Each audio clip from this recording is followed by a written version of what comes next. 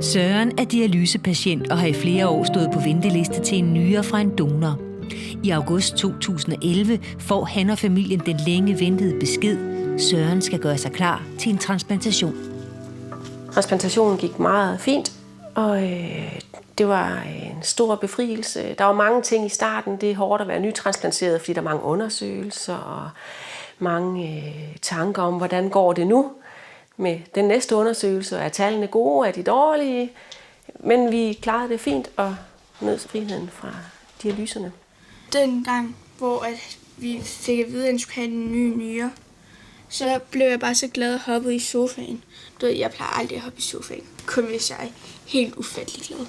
Det, jeg glædede mig mest over, da jeg fik en ny nyre, det var sådan set det, at jeg var fri for at være bundet i den her dialysemaskine hele tiden. Trine, som til daglig er musiklærer, kan nu endelig sammen med familien se frem til en helt almindelig hverdag med mindre sygdom, færre bekymringer og mere overskud.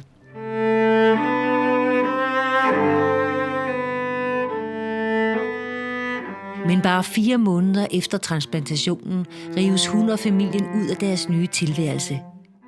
Det viser sig, at den afdøde donor var ramt af en aggressiv kræftsygdom, som ingen havde mulighed for at opdage. Sørens nyre skal hurtigt fjernes igen. Undersøgelser vil vise, om kræften har spredt sig. Først viser scanningen ikke noget, men han bliver så scannet igen, og på 4 dage, der har det vokset cirka 3 cm.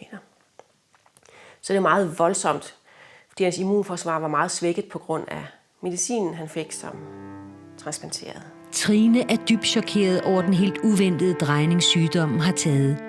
Hun og Søren skal nu, oven i deres egne bekymringer, overveje, hvor meget og hvordan de skal involvere børnene i det videre forløb, som er uklart og uoverskueligt.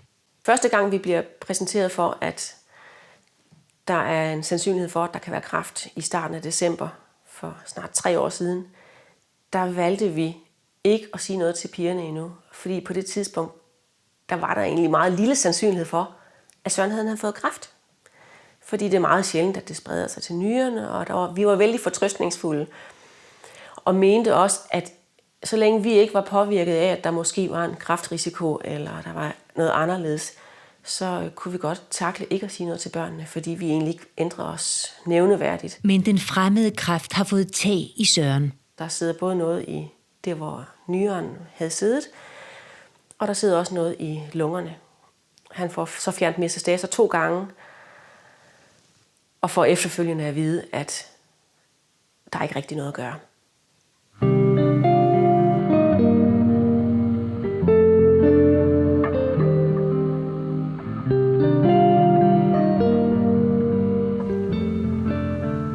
Vi starter med at få hjælp fra palliativ team, fordi vi er der, hvor vi ved, at nu dør Søren inden for en periode. Vi indstiller os på tingene, og det er faktisk meget rart at have nogle praktiske ting at forholde sig til. Vi skulle skynde os at få lavet terrasse, så Søren kunne nå at sidde ude på den, og vi skulle have lavet testamenter, sådan så børnene de kunne komme på efterskole og få konfirmation og de ting, som vi ville have gjort, hvis nu Søren havde været her.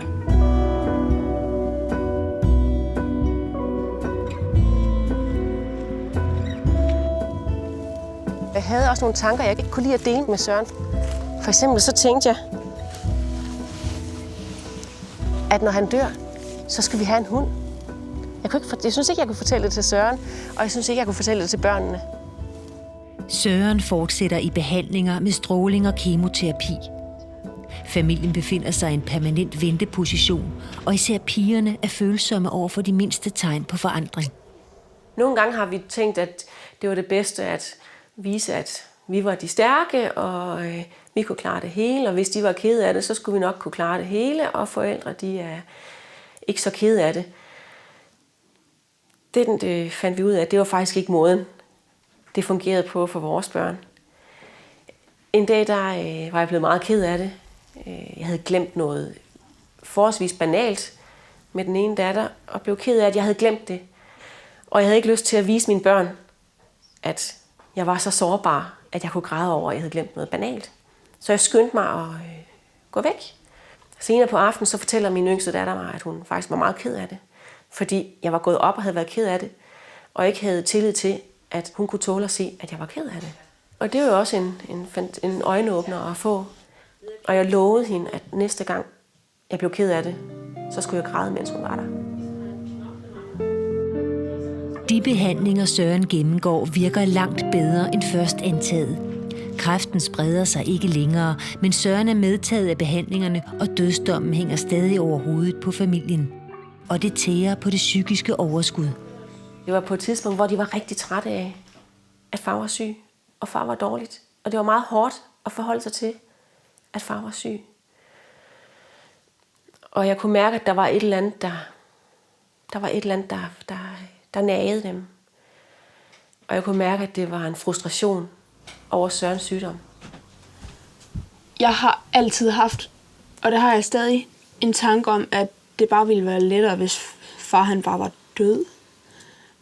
Og på et tidspunkt, så var det helt sindssygt, og jeg kunne bare ikke falde i søvn og sådan noget. Jeg valgte at fortælle, at nogle gange har jeg også tanker, som er rigtig ubehagelige at have. Nogle gange har jeg en tanke om, at det faktisk havde været nemmere, hvis far var død. Og det sagde jeg til børnene. Og så åndede de lettet op. Sådan har jeg også haft det. Det var virkelig fedt at vide, at man ikke var den eneste, der gerne lige ville have undværet. Fordi det er jo hårdt at vælge, at man hellere vil miste en, end beholde. Man vil jo bare af med sygdommen. I dag har Søren ikke længere kræft. Han er tilbage i dialyse og kan ikke få en anden nyre. Sørens sygdom er et vilkår, som alle i familien må leve med. Men nu kan de se fremad mod en tilværelse sammen. Tingene går sådan set i deres egen gang nu. Så det tegner lyst, synes jeg selv.